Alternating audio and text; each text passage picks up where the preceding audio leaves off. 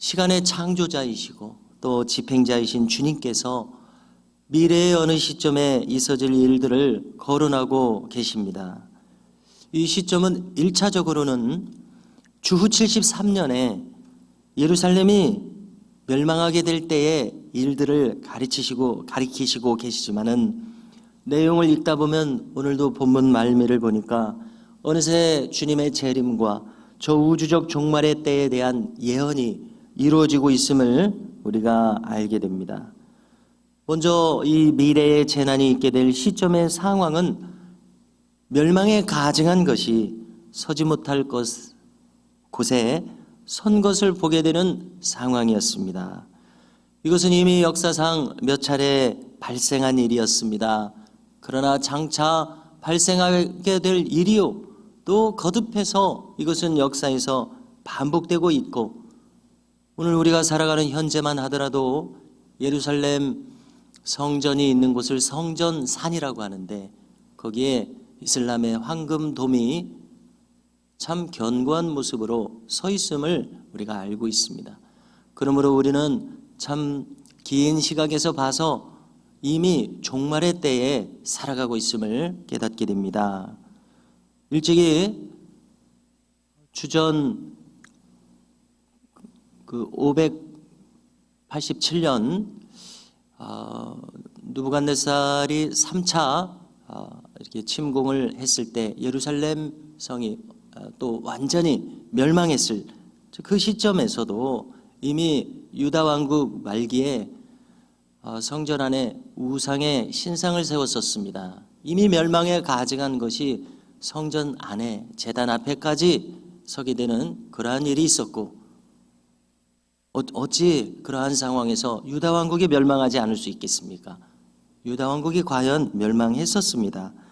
이미 그러한 일들이 있었고, 둘째로는 소위 말라기 선지자 이래 세례 요한까지 그때 성경 기록이 멈춰 있습니다. 선지자들의 활동이 멈춰 있습니다.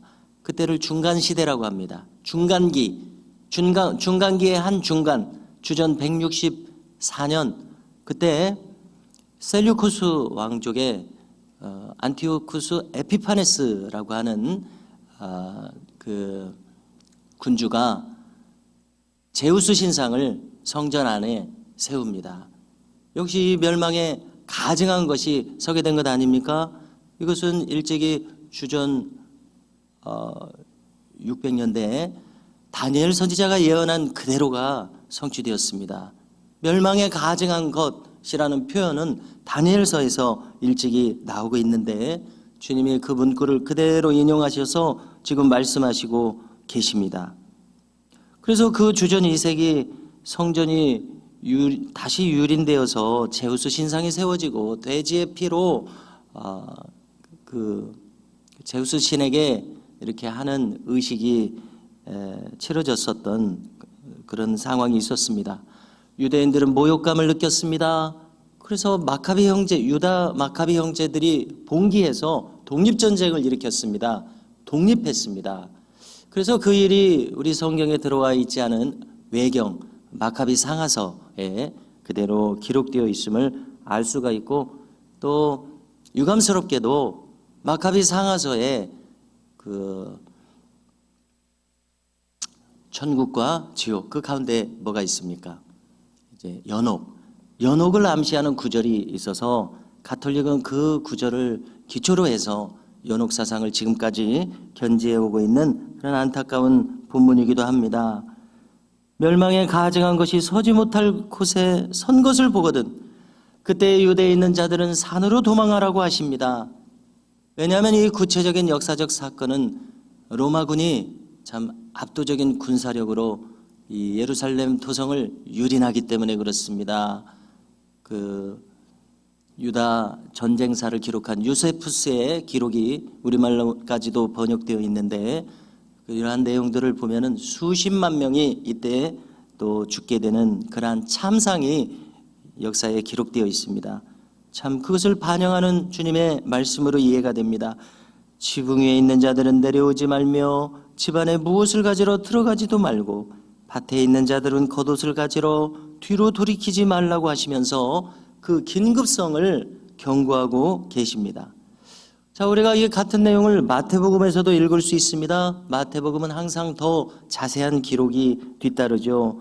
여기는 다니엘서에서 예언한 바라고 더 상세히 밝혀줍니다. 또 이 환란의 때가 겨울이나 또 안식일이 되지 않도록 기도하라고 합니다. 왜냐하면 이 바리새인들의 안식일 규례는 안식일에 성전에 갈 만큼만 걸어가는 것을 이제 그 일이 아니다 그렇게 규정했었던 것인데요. 약 1.5km 정도는 걸어도 된다 이렇게 규정했었습니다. 안식일의 규례를 어기지 않기 위해서 유대인들은 1.5km 이상 가지 않기 위해서 도주하지 않으므로 더 큰 참상이 일어날 것을 주님이 경고하신 것을 알 수 있습니다.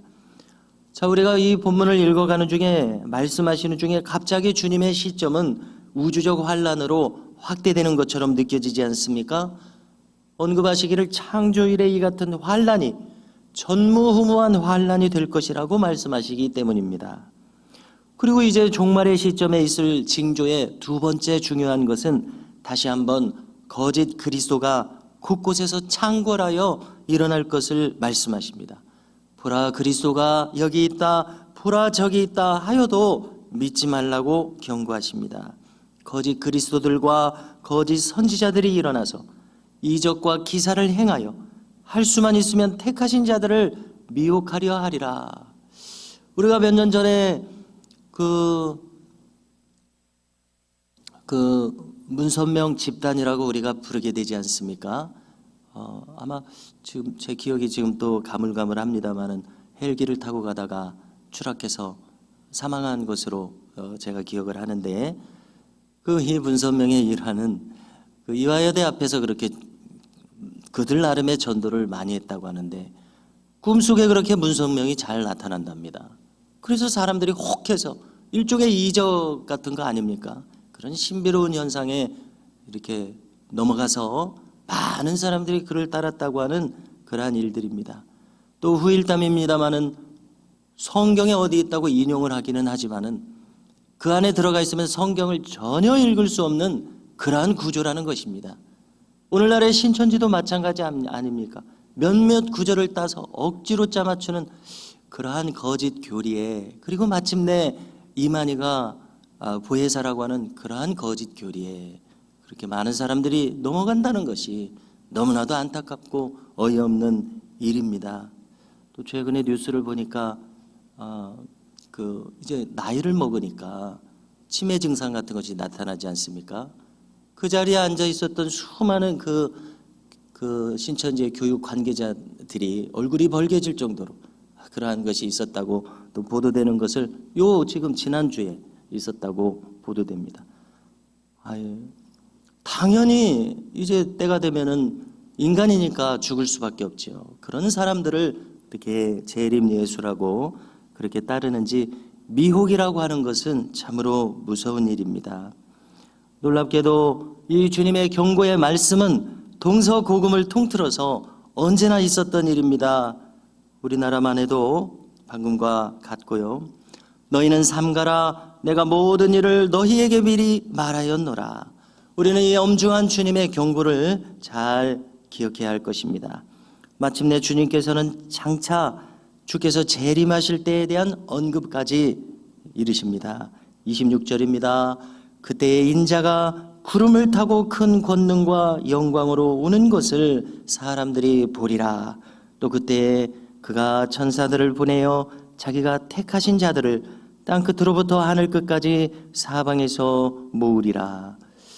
우리 한 인간 영혼들의 개인의 종말과 장차 있을 우주적 종말을 통해서 이 일이 이미 이루어지고 있고 또 장차 이루어질 것을 우리는 굳게 믿고 있습니다. 여기 다시 주님께서는 인자라는 표현을 사용하십니다. 헬라어로 휘호스, 안드로프, 인간의 아들, 이런 뜻입니다. 인간의 아들, 사람의 아들. 아니, 하나님의 아들인 예수님이 왜 자신을 인간의 아들이라고 칭하고 계십니까? 이것은 다니엘서를 그대로 적용한 반영입니다. 또 에스겔서에 나오는 인자의 반영입니다. 다니엘서 7장 13절 인자 같으시니가, 즉 사람의 아들같이 생기시니가 옛적부터 항상 계신 이의 앞으로 인도되는 장면의 구절이 있습니다. 이것은 무엇입니까? 성육신의 반영입니다. 그러므로 이 인자라는 표현은 지금 인간의 몸을 입고 계시는 성육신하신 주님 자신을 가리키는 말씀임을 알 수 있습니다. 그러므로 이 인자라는 말은 메시아 자신을 가리키는 표현입니다. 주님은 나라고 하지 않으시고 굳이 인자라고 하심으로써 저 다니엘서에 그 보여주신 장면을 가리키고 있고, 십자가와 재림의 때를 이렇게 특별한 말을 사용하셔서 언급하신 것을 주목하게 됩니다. 역사는 장차 주님께서 예언하신 그대로 지금까지 흘러왔고 앞으로도 흘러갈 것입니다. 성취될 것입니다. 이 한가운데 도상에 우리가 서서 우리 각 사람에게 주어진 이 시간을 살아가고 있습니다.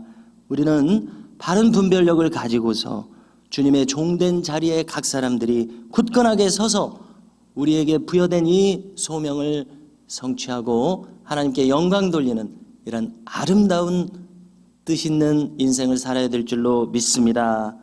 언제나 우리의 뜻을 주님의 뜻과 일치시켜 살아가는 은혜가 우리 모두에게 있기를 주님의 이름으로 축복합니다.